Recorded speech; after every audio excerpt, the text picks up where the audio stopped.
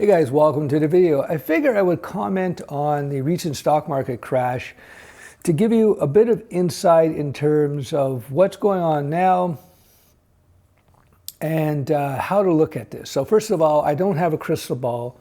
Nobody has a crystal ball. I can tell you from experience, all the pundits who come on TV, who write articles and tell you that this is what's going to happen, it's a roll of the dice. Some will get it right because they're lucky and some won't get it right.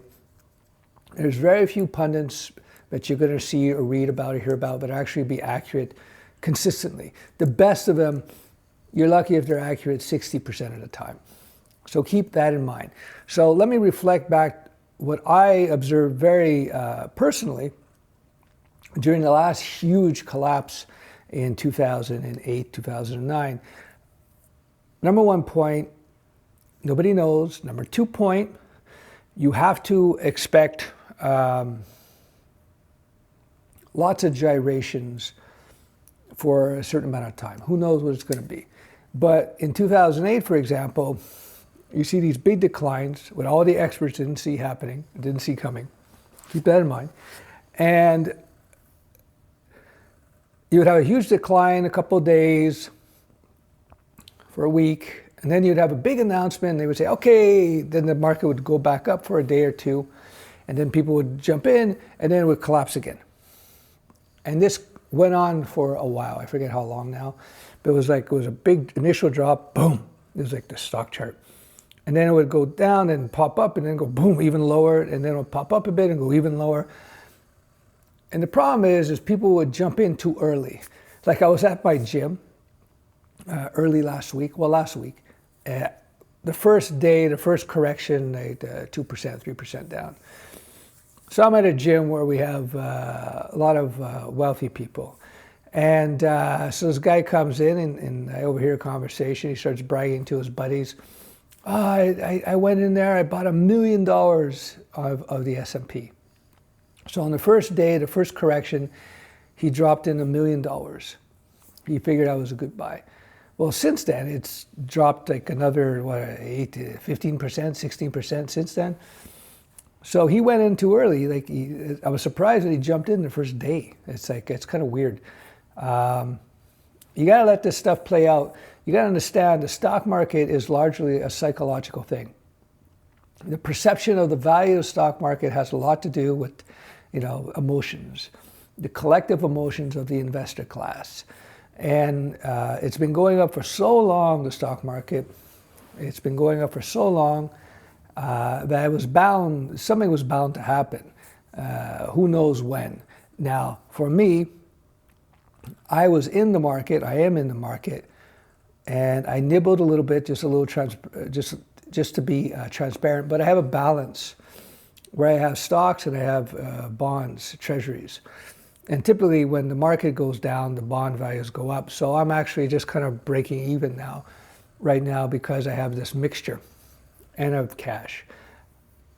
Again, I don't have a crystal ball. All I can say is that you are best, based on my experience going back from the 2008 crash, you're probably best to maybe look at it once every week or so. And maybe start dipping your toe in very slowly when you see there's a lot of information out there. The problem is right now is that this virus, which is the catalyst, you could argue, it may not be the underlying cause, but it's the catalyst of this whole correction. We don't know how it's going to play out. Like Italy just locked down the entire country. China says the amount of disease, people catching it is decreasing quite a bit.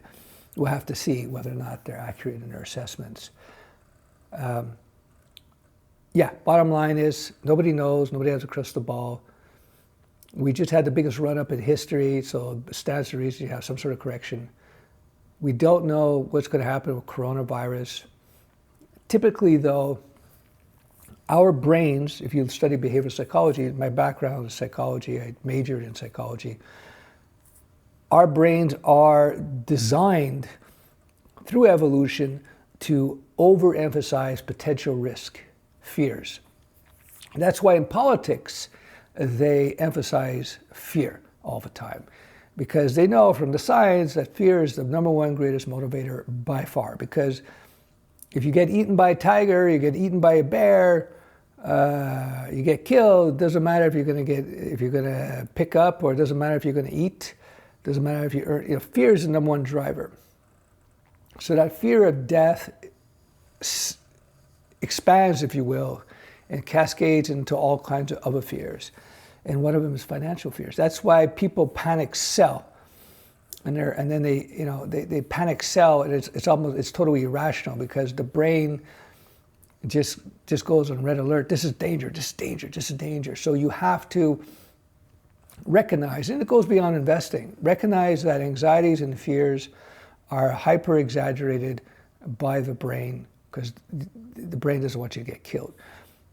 And so be wary of that. Think about in your life how many times when you have huge anxieties about things, and then after that event that was causing the anxiety, it passes and nothing happens, right? All the time. Our brains are designed to overemphasize risk, threats, magnifies them artificially. So keep that in mind. So proceed with caution. I'm not telling you what to do in the market, because it's illegal, I think. So I can't tell you what to do. I am observing from the sidelines, watching. I took a little position.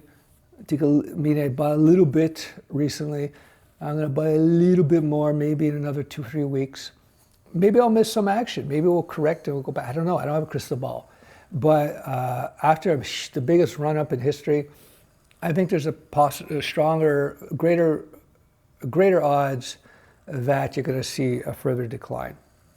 Again, I'm not a stock investing guru, that's for sure. But this is what I can tell you. So proceed with caution. Understand that your brain is designed for fear. Wait for transparency. Wait for real solid information about this virus to sort of shake itself out.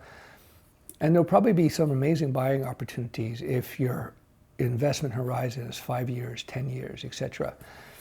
So there you go. So if you have cash, be ready.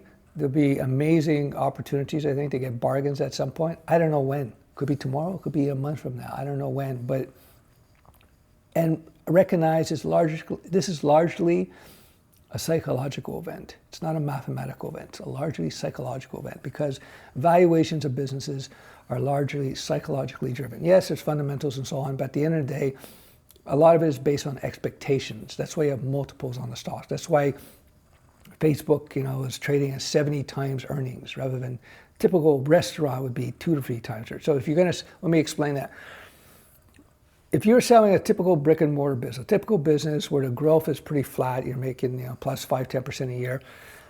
If you go to startup business, like a restaurant business, you may get 2 times what your profit. So let's say you make $200,000 a year in profit, you may be able to sell a restaurant for $400,000 or $500,000. So that's what it's worth, besides the equipment costs and the building, if you own the building. But those are separate assets. Now, when you have a publicly traded company or a tech company, a company that's growing quickly, 10%, 20% a year, 30% a year, something like that, then you get what you call multiple. People are willing to pay multiples times your earnings because they expect that your earnings will grow. So let's say you're making $1 million a year profit, but you're growing at a clip of 20% a year.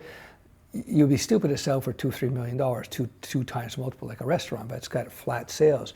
You'd want to sell it for much more than that. So the market tries to judge how much is this business going to be worth if it's growing at 20% a year, over 5 years, what it's going to be worth, et cetera, et cetera. So that's why you see these multiples are in the stock market. So you see they got price to earnings multiples. That's PE. Anyway, I'm going off on a tangent, so I hope this makes sense. Again, proceed with caution.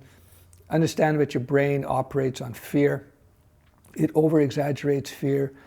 Nobody knows what's going to happen. Nobody has a crystal ball. And that uncertainty creates more fear and panic. So, when you see erratic behavior like that, up one day, down, up one day, it's still a little early, in my opinion, to jump in. But who knows? Who knows? We'll see what happens. And there you go. I hope this video is useful to you. Take it for what it is. I'm not some investment guru, but guess what? The reality is There's no such thing as investment gurus because they just get lucky for a short period of time. Data shows over a 10-year period, if you just buy the index, the broad stock market, it's just basically a little piece of the top 500 companies or something, S&P, you're going to outperform 95% of Wall Street gurus who are trading with all their information and doing all their analysis. You're going to outperform 95% of them. So, that's what you ought to do at the end of the day, really, if you think about it, right? You have a 95% chance if you just buy the index outperforming everybody else over a 10-year period. People get lucky over a couple of years, but then they get unlucky. Anyway, that's it for now. Bye-bye.